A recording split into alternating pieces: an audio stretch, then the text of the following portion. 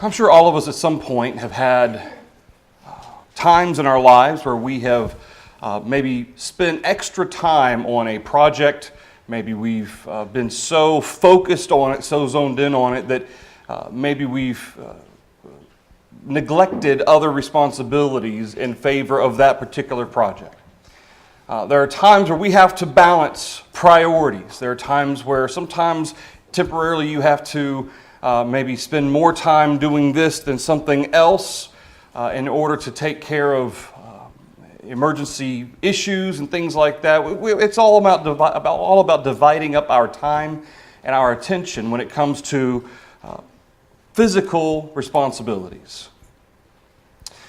But there are times where, as Christians, what should be taking place is a overarching devotion to God and a recognition that my service to God comes first and then everything else comes second, where we are tempted, and we see others perhaps in the religious community who actually sometimes allow physical matters of life to take the place where really God needs to be. Sometimes people can become so obsessed over one particular aspect of life.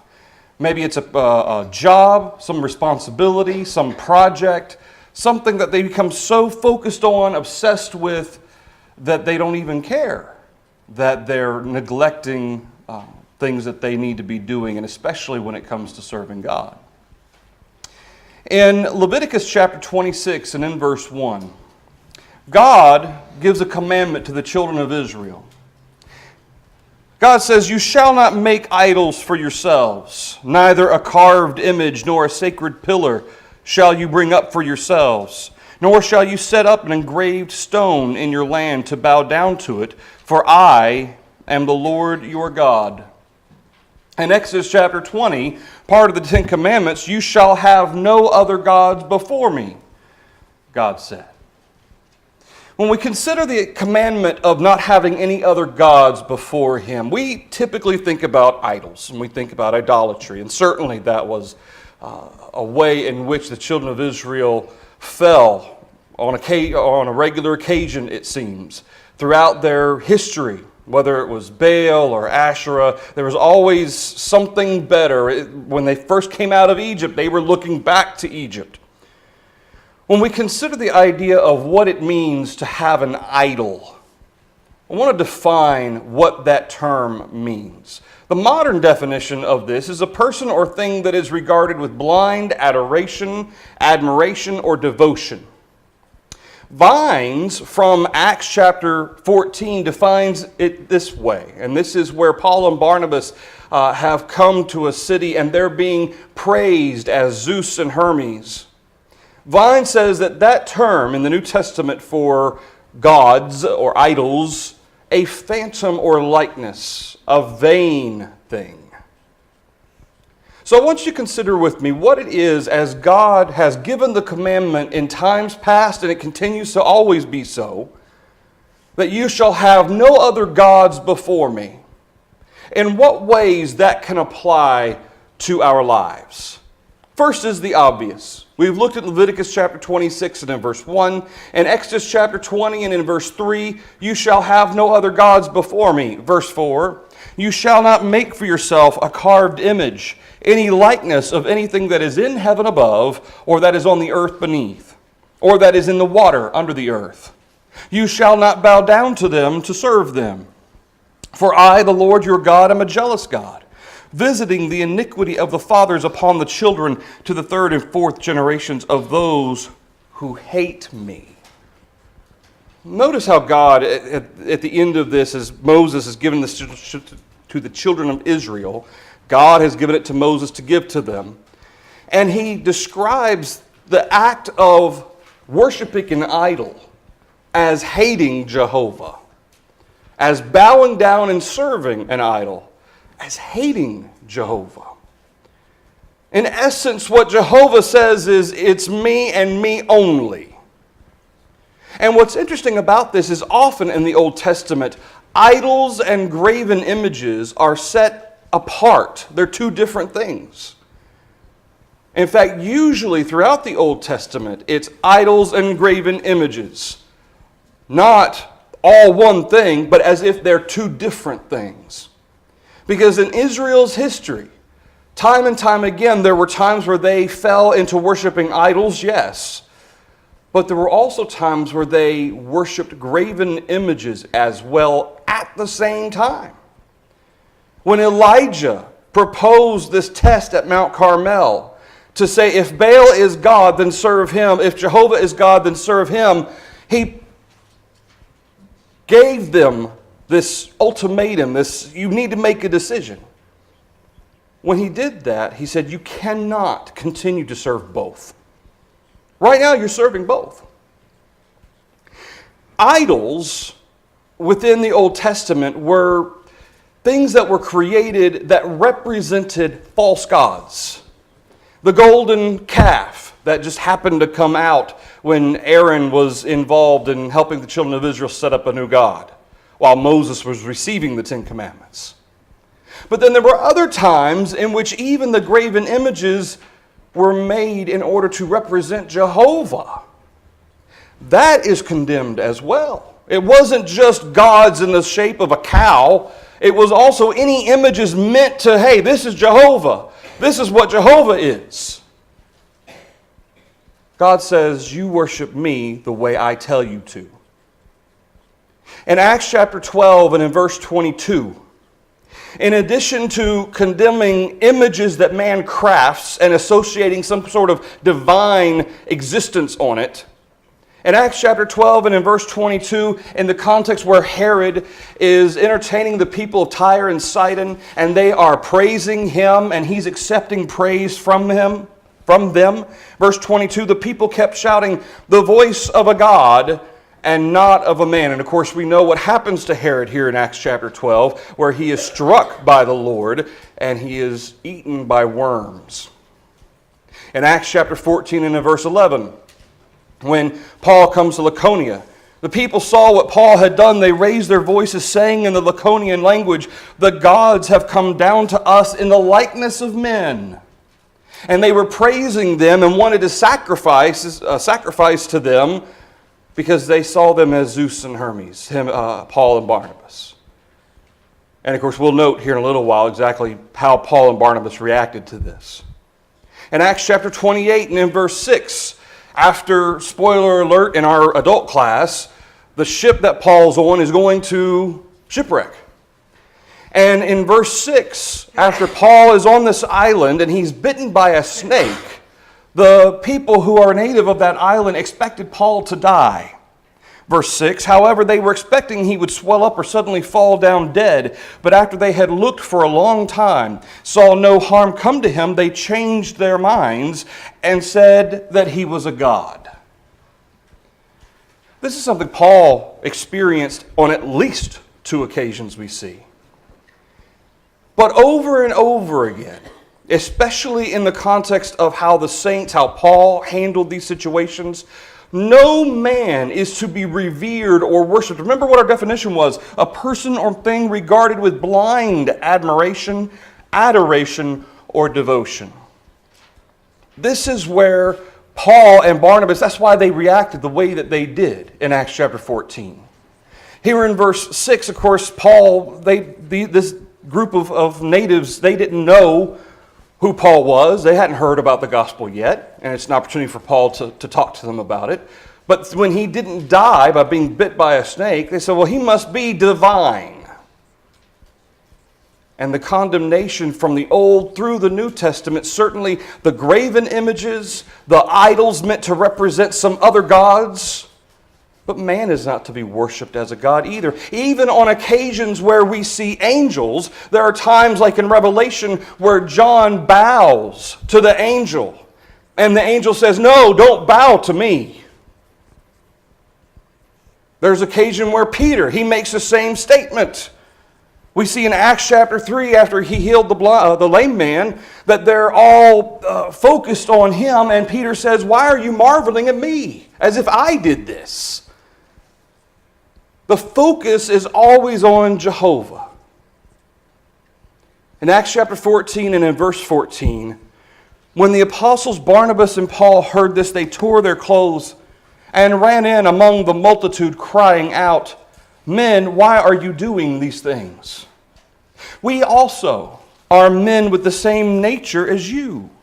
And we preach to you that you should turn from these useless things to the living God, who made the heaven, the earth, the sea, and all things that are in them." Paul and Barnabas, they deal with both of them. Turn from these useless things. Why are you approaching us as if we're some sort of deity? Because we're men just like you. Turn from these, Paul calls them useless, Paul and Barnabas call them useless things. And that's why vines, in context to that, refers to a phantom or likeness, a vain thing. But when we consider how God has established the commandment both from the Old Testament all the way through, even into the New Testament, of recognizing that our devotion, our admiration, and our adoration needs to be towards Him and Him alone.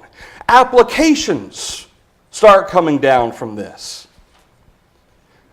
Generally speaking, a lot of times we think in our society that we're a bit removed from the ways of old, from idolatry days like they had in Canaan. But the truth is, idols are still very much a part of today's society, even in America. From this strict idea of recognizing something as being worth worship or veneration, think about Buddha. They're literally other gods that people serve. And these aren't small groups of people either. Millions and millions of people that serve false gods, not just claiming them to be Jehovah. They are false gods. But then when someone takes Jehovah's name but applies false characteristics to Jehovah, time and time again, even in our public media, in TV shows, movies, and so forth, you'll hear references to Allah as if Allah and Jehovah are the same God. There was an episode of NCIS a couple years back. It was in reference to that concept where the statement was made, Allah, Jehovah, they're the same God. They're not the same God. Because when people overlay characteristics onto Jehovah and say, this is who Jehovah is, when Jehovah says, no, this is what I am, you create a false God. At no time does our God, Jehovah, ever say death to the infidels. In fact, He says He loves all. He sent His Son to die for all. And when it comes to worshiping or venerating men on this earth, as having some special, needing to pay special attention to an individual, we have examples like the Pope. There are different religions that have their priests that are venerated. Men who maybe don't claim to be deity, but they are worshipped almost as if they were. It's no different. I can picture Paul and Barnabas reacting the same way to some of the situations where men receive the praise and the adoration and the veneration, being priests or bishops and whatnot, popes. Paul and Barnabas rending their clothes. We are men just like you.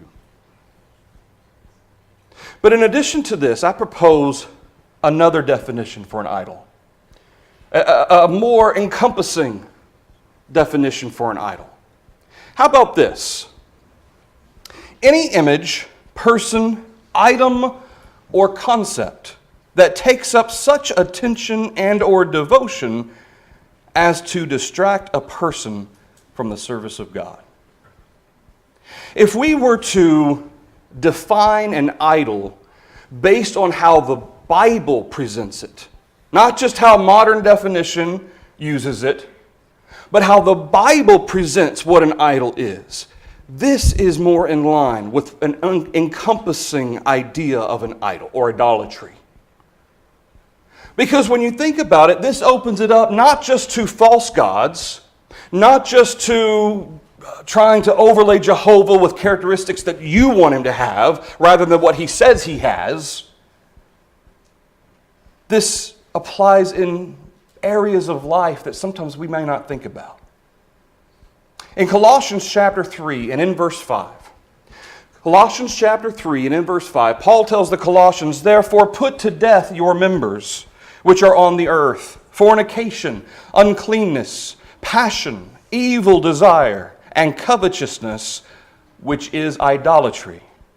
Because of these things, the wrath of God is coming upon the sons of disobedience, in which you yourselves once walked when you lived in them." Paul's referring to the Colossians in the past tense. This is the way you used to be. But you're not like this anymore. But notice within that list of sinful activities and sinful desires, he says, covetousness, which is idolatry. Well, is it the strict definition like we think about in the Old Testament of having graven images and false gods? No. But that's why Paul mentions the idea of the character within a person, that it is just as bad or the same as idolatry. For instance, when we think about our jobs, there are people, and even Christians, who can fall into the trap of seeing their careers as being more important than anything. They may not necessarily have that thought process, but by their actions, that's what they say. When they give up spending time with their family or trying to help people, trying to go into worship, they give all that up in pursuit of their career. Because that's the most important thing to them. A job, a career, can be an idol. When I am so focused on school because I got to get those straight A's, and I am willing to give up spending time with brethren or not going to worship, and I'm neglecting my responsibilities, I'm only focused on that one thing. Because after all, everybody in our society says, the grades, you need to make sure those grades are good. I want to get into this college, I need to have this certain number of activities on my resume, because that's the most important thing. See, there's a fine line between having projects, having responsibilities, dealing with things of this life that we need to deal with. We need to be able to provide for our families. We need to be able to get into college if that's the type of career choice we want to make that involves having a college education. All of those things are important. But by our actions, do we sometimes say, not only to others, but to God, that that's the most important? See, how we live, the decisions we make in association with those responsibilities, goes a long way to speaking about what's in our heart. In Exodus chapter 18 and in verse 21, as Jethro speaking to Moses, and he's trying to help Moses de-stress a little. Moses has got a load on his shoulders. Jethro says, listen to my advice. Here's what you need to do. Moreover, you shall select from all the people able men, such as fear God, men of truth, who hate covetousness, and place such over them to be rulers of thousands, rulers of hundreds, rulers of 50s, and rulers of 10s. Part of the advice that Jethro gives to Moses is you need to set up a system where there are judges in place to help deal with issues that come up among the people. But notice the characteristics of these men. These are men that fear God. They put God first. So they're not going to be thinking about their own selfish desires. They're putting what God wants us to do. And keep in mind, the Mosaical Law served as much as a civil law as it did a spiritual law for Israel. Men of truth. They're not going to deny the truth. They're not going to entertain liars. They want truth. And in their judgments, they exalt the truth. Men who hate covetousness. And when I was thinking about this particular characteristic, the more I thought about it, the more I thought about, well, what would be the opposite of that? A judge who loved covetousness, who had a desire for all kinds of material possessions, do you think maybe he might be compromised? Not only in his judgment, but perhaps even being susceptible to bribery? See, the focus is on the truth. In fact, in many ways, men of truth is contrasted to covetousness. These men hate covetousness. Their focus is not on what I can gain, but on making sure we judge righteously. In Luke chapter 12 and in verse 13, someone comes to Jesus and asks or says, "Teacher, tell my brother to divide the inheritance with me." To which Jesus in verse 14 says, "Hey, I'm not a judge over you. I'm not an arbitrator. I'm not the one you need to come to divide that up. That's a lawful thing." But in verse 15, Jesus says, "Take heed and beware of covetousness, for one's life does not consist in the abundance of the things he possesses." Jesus isn't saying that it's okay to let people run all over you and take advantage of you. That's not necessarily the case here. It's not that, well, was it rightful for the brother to be willing to share the inheritance? Sure. Jesus is speaking, though, to the heart and the character of one whose entire focus, that seems to be what the situation here is.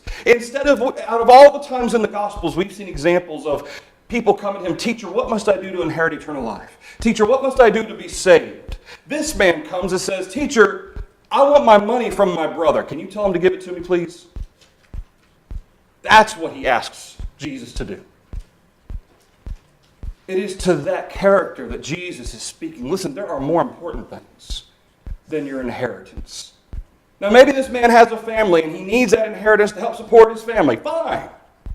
But you're speaking to the Son of God. And even if he didn't realize that, people who hadn't yet come to the realization that this is the Son of God, recognize Jesus as a rabbi, a teacher. They should have known what to ask him with a proper heart. This man didn't have a proper heart. And it is to that which Jesus says, one's life does not consist. Does that mean in our lives there are things that we possess? Sure. But our lives do not revolve, nor is there any ultimate conclusion of having possessions. That's one of the things we're learning in Ecclesiastes on Wednesday nights. That even Solomon, after observing the natural course of man, that the rich man dies and so does the poor man. The wise man dies, so does the fool. It doesn't make any difference. All die, and you can't take it with you. And yet I heard someone say one time, I heard a Christian say this. Unfortunately, this was a member of my family. I like to think they changed their mind eventually. They said, life is a game, and money is how you keep score. I want you to think about that for a minute. Life is a game, and money is how you keep score. That's not the mind of a Christian. That's the mind of somebody who cares more about the physical things than the things of God. It is that character, that mindset to which Jesus is speaking in verse 15. Life doesn't consist. No, in essence, Jesus says, life is not about money. It is not how you keep score. Beware of covetousness.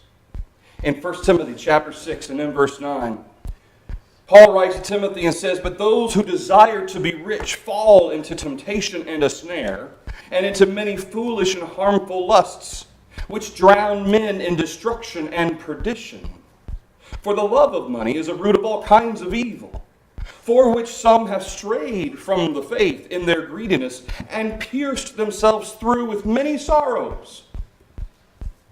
Not only is the covetousness characteristic condemned, having a love of money, but Paul also deals with what can come from it. How far will people go because they love money? How many, some of these crime shows that some of us enjoy watching, NCIS and others, how many of them revolve around paydays? My ship's coming in. That's the phrase that people like to use.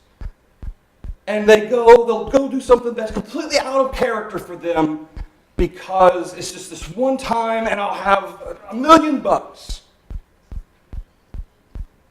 The desire for money creeps into the consciousness because of the way our society functions. It favors people of means because money is the means to power in society. That's the way it's always been. It's the way it always will be. But that's why Paul warns Timothy to warn the brethren that the love of money is the root of all kinds of evil. Not just covetousness of itself, but even the things that come from it. Many stray in their faith because of their pursuit, because of their greed. And they pierce themselves through. You picture that for a minute. Think about what Paul's saying. They've pierced themselves. It's as if these brethren have taken a bow and arrow and have somehow turned it around and shot themselves with an arrow, not even realizing that's what they were doing. That's how Paul's... They've pierced themselves through with many sorrows because that is what they're after. They're after money. They love their possessions. They love their wealth. Or they want it, even if they don't yet have it. And in doing so, they fall into so many traps. In Psalm 119 and in verse 34, Psalm 119 and verse 34, the psalmist says, "Give me understanding, and I shall keep your law. Indeed, I shall observe it with my whole heart. Make me walk in the path of your commandments, for I delight in it. Incline my heart to your testimonies," verse 36, "and not to covetousness. Turn away my eyes from looking at worthless things, and revive me in your way. Establish your word to your servant who is devoted to fearing you." What was one of our definitions for idols? A person or thing regarded with blind admiration, adoration, or devotion. And our psalmist makes the statement that he delights in the commandments of God. Incline my heart to your testimonies, as opposed to what? As opposed to covetousness. He wants his eyes not to be focused on worthless things. Remember what one of our definitions was from Vines? Vain thing. Establish your word to your servant, who is devoted to what? Serving yourself? Seeking money? No, I'm devoted to fearing you. The psalmist helps us to recognize what's sometimes the source of idolatry. When it comes to covetousness as being a form of idolatry, it's a lack of focus. It's a lack of proper perspective. And this is why Ecclesiastes is such a great book to study, to remind us of having the proper perspective as human beings on this earth.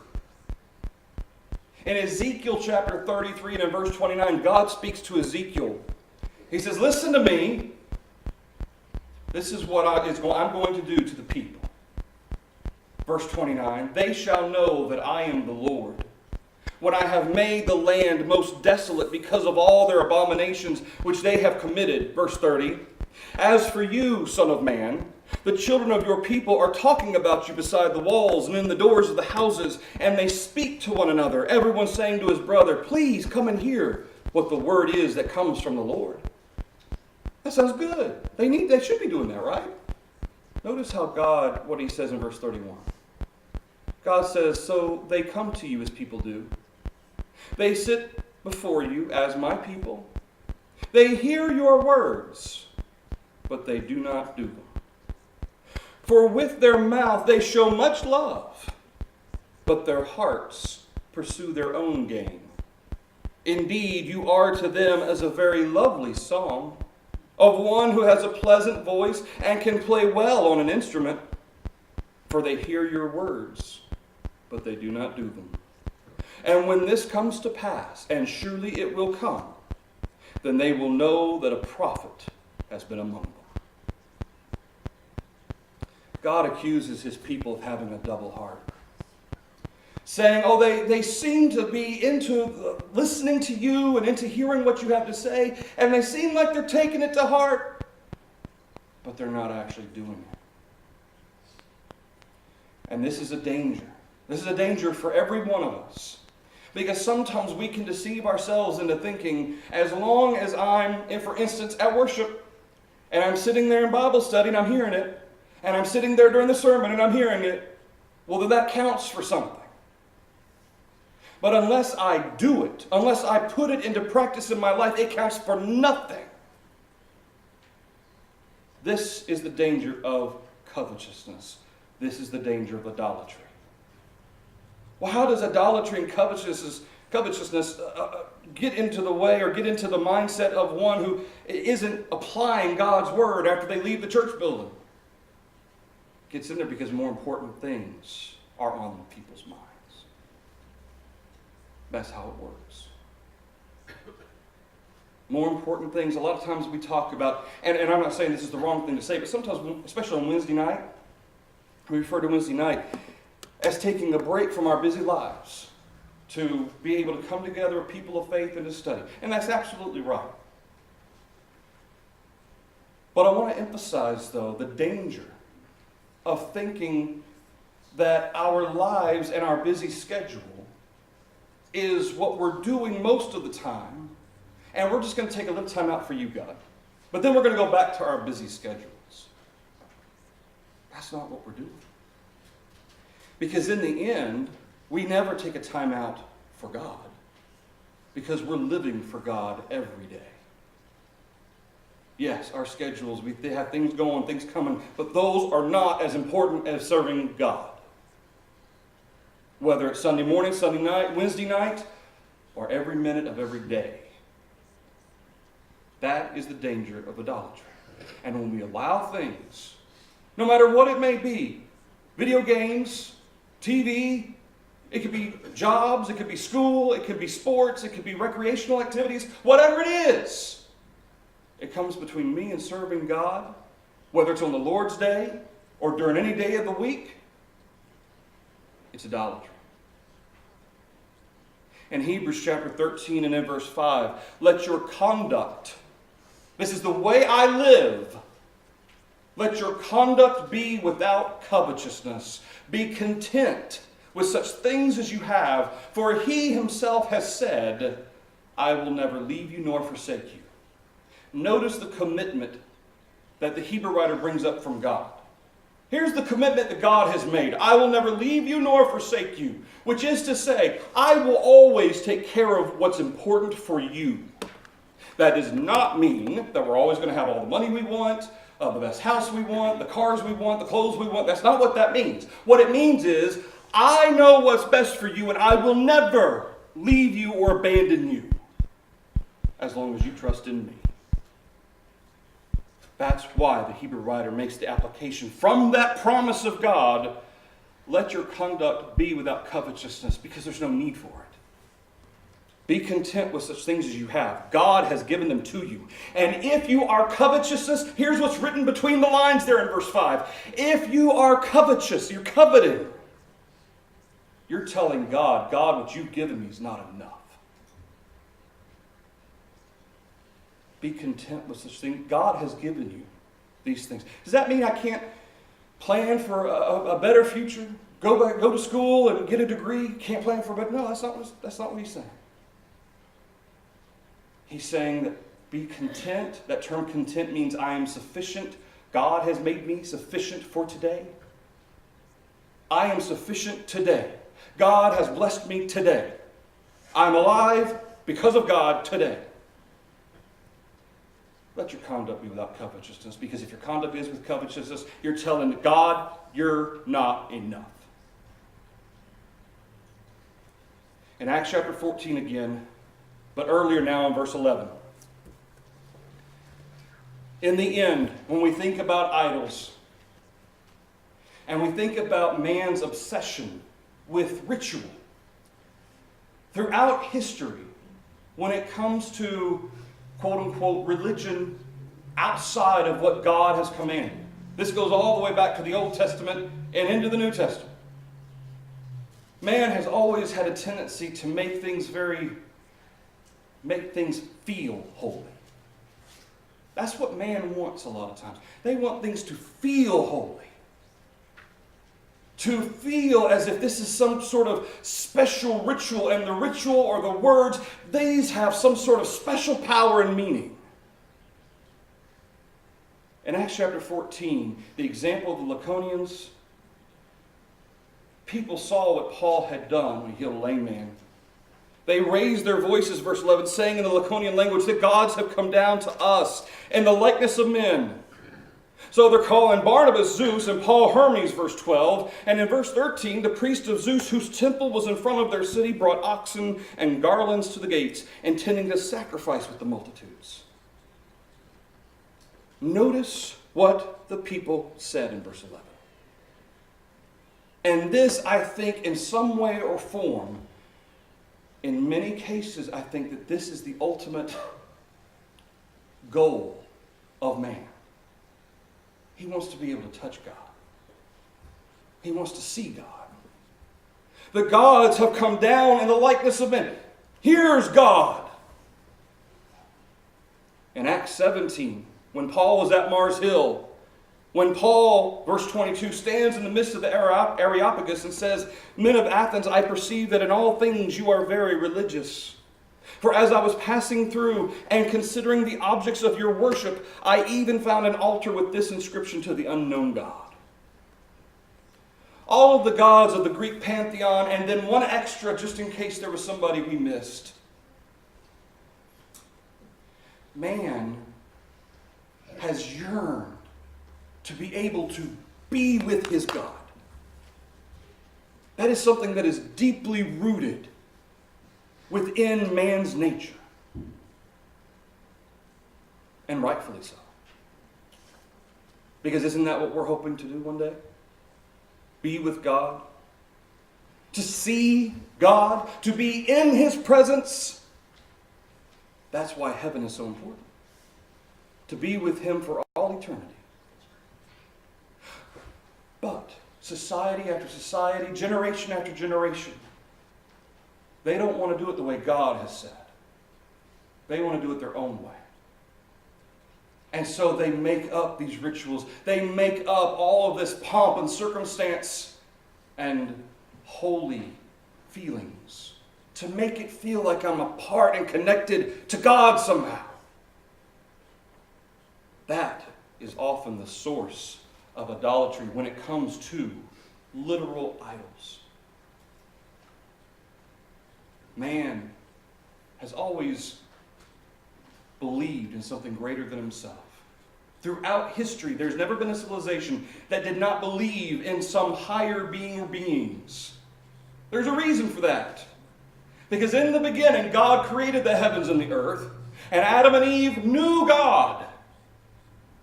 But then after the garden, Cain, not Abel, Abel was dead, Cain and Seth, they have children, their children have children, and through the generations they forgot God. Then God started over with Noah and his family. And so Noah, his 3 sons, and their 3 wives, they start over, they repopulate the earth, but then generation after generation comes, and they forget about Jehovah. And as Paul describes in Romans chapter 1, they stopped serving the Creator and started serving the creature. Because they wanted to touch God. They wanted to feel close to God.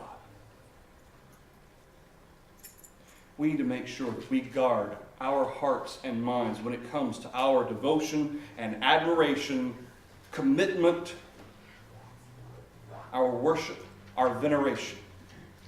For most of us, this type of setting is what we think about when we think about worship. When we worship God, this is what we think about. Singing praises to Him, taking the Lord's Supper, all the different elements of our worship service. What about the alternative to worship? What's the opposite of worship? Instead of exalting, you're bringing down and exalting something else in its place. That's what happens when we allow the affairs of this world, no matter what it may be, to take the place of God. Whether it's temporary or not, nothing is more important at any moment during the day than making sure we're serving God. The moment that changes, and we allow our friends to influence us, our coworkers, our boss, our family to influence us, to allow something else to be more important to us in that moment, we're guilty. It happened to Peter, you remember? In those moments, there were 3 times, I don't know him. Yeah, you were with him. I don't know him. In that moment, Peter wasn't what he was supposed to be, even despite his claim prior. Lord, I'd die with you. Not in those 3 moments he wasn't. It's important for us to guard our hearts because idolatry, covetousness, is so smooth, so deceitful. That's how Satan works. He slides it in there without you even realizing it until it's too late. Then you're addicted.